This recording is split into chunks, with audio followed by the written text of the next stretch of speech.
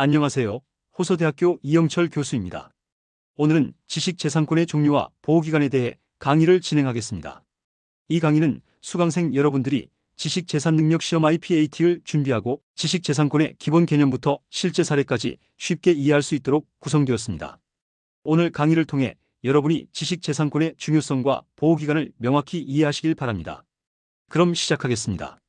지식재산권, 영어로 Intellectual Property Rights, 줄여서 IPR이라고 합니다. 이는 인간의 창의적 활동으로 만들어진 무형의 재산을 보호하기 위한 법적 권리입니다. 예를 들어 발명, 디자인, 상표, 저작물 등이 모두 지식재산권에 포함됩니다. 지식재산권은 왜 중요할까요? 첫째, 창의적인 아이디어와 발명을 보호함으로써 혁신을 촉진합니다. 둘째, 경제적 가치를 창출하고 불법 복제를 방지합니다. 실제 사례로는 삼성의 특허 기술, BTS의 음악 저작권, 코카콜라의 상표 등이 있습니다. 이처럼 지식재산권은 우리 생활 속에서 매우 중요한 역할을 하고 있습니다. 지식재산권은 크게 5가지로 나눌 수 있습니다. 첫 번째는 특허권입니다. 특허권은 발명을 보호하는 권리로 기술적 아이디어나 방법, 제품 등이 해당됩니다. 예를 들어 스마트폰의 터치스크린 기술이 특허권으로 보호받는 대표적인 사례입니다. 두 번째는 실용신 안권입니다. 이는 간단한 기술적 개량이나 소형 발명을 보호하는 권리로 특허보다 심사 절차가 간단합니다. 예를 들어 생활용품의 편리한 디자인이 실용신 안건으로 보호받을 수 있습니다. 세 번째는 디자인권입니다. 제품의 외관 디자인을 보호하는 권리로 아이폰의 디자인이 대표적인 예입니다. 네 번째는 상표권입니다. 상표, 로고, 브랜드 이름을 보호하는 권리로 나이키의 스우시 로고가 상표권으로 보호받는 사례입니다. 마지막으로 저작권이 있습니다. 문학, 음악, 미술, 영상 등 창작물을 보호하는 권리로 영화 기생충의 저작권이 여기에 해당됩니다. 이제 각 지식재산권의 보호기간에 대해 알아보겠습니다. 첫 번째, 특허권은 출원일로부터 20년 동안 보호됩니다. 예를 들어 2020년에 출원된 특허는 2040년까지 보호받을 수 있습니다. 두 번째, 실용신안권은 출원일로부터 10년 동안 보호됩니다. 2020년 출원된 실용신안은 2030년까지 보호됩니다. 세 번째, 디자인권은 등록일로부터 20년 동안 보호됩니다. 2020년 등록된 디자인은 2040년까지 보호받을 수 있습니다. 네 번째, 상표권은 등록일로부터 10년 동안 보호되며 갱신이 가능합니다. 예를 들어 2020년 등록된 상표는 2030년까지 보호되며 갱신 시 계속 보호받을 수 있습니다. 마지막으로 저작권은 창작물 생성 시점부터 저작자 사후 70년까지 보호됩니다. 예를 들어 2020년 발표된 음악은 저작자가 사망한 후 70년까지 보호받을 수 있습니다. 이제 실제 사례를 통해 지식재산권이 어떻게 적용되는지 알아보겠습니다. 첫 번째, 특허권 사례입니다. 삼성의 폴더블 스마트폰 기술은 20년간 보호받을 수 있습니다. 애플의 터치스크린 특허도 기술 혁신을 이끌었지만 보호기간이 만료된 후에는 다른 회사에서도 사용할 수 있게 됩니다. 두 번째, 상표권 사례입니다. 코카콜라의 상표는 100년 이상 갱신되어 전 세계적으로 보호받고 있습니다. 루이비통의 로고도 상표권으로 보호받아 위조품을 방지하고 있습니다. 세 번째, 저작권 사례입니다. BTS의 음악은 저작권으로 보호받아 불법 다운로드 및 복제를 방지하고 있습니다. 김연아의 피겨, 프로그램도 저작권 등록으로 무단 사용이 금지되고 있습니다. 이제 신지식 재산권과 영업 비밀 보호에 대해 알아보겠습니다. 신지식 재산권은 전통적인 지식 재산권으로 보호하기 어려운 첨단 기술 및 새로운 형태의 지식 재산을 보호하기 위해 도입된 개념입니다.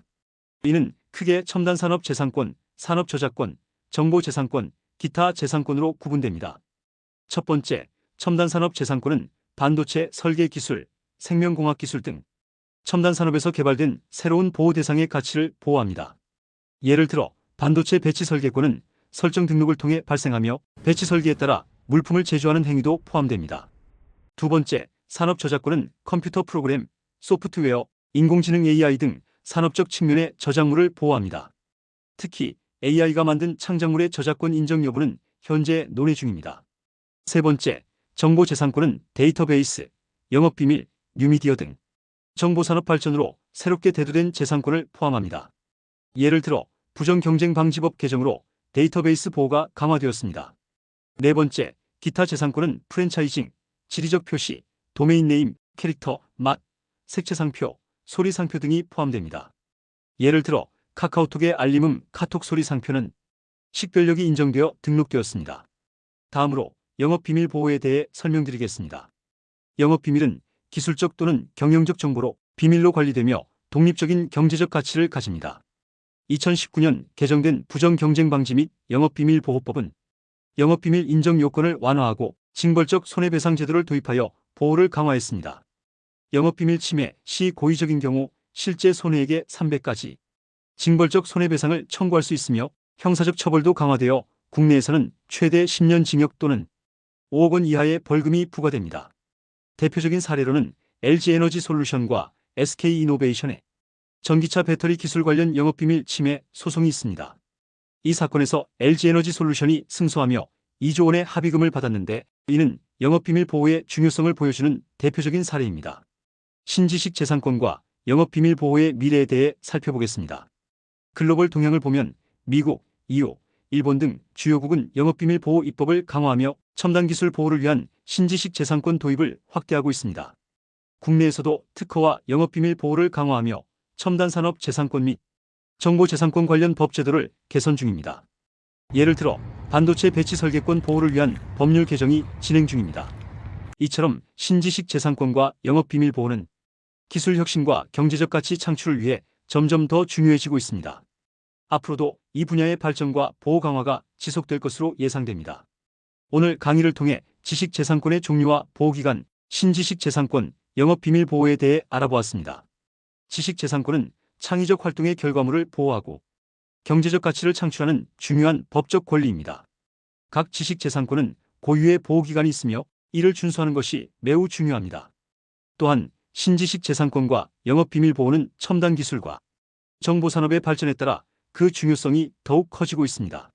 마지막으로 지식재산권을 이해하고 존중하는 문화가 우리 사회에 정착되어야 한다는 점을 강조하고 싶습니다. 질문이나 토론이 있다면 언제든지 말씀해 주세요. 예를 들어 신지식 재산권의 도입이 산업에 미치는 영향은 무엇일까요? 또는 영업비밀 보호 강화의 장단점은 무엇인가요? 와 같은 주제로 토론해 보면 좋겠습니다. 감사합니다.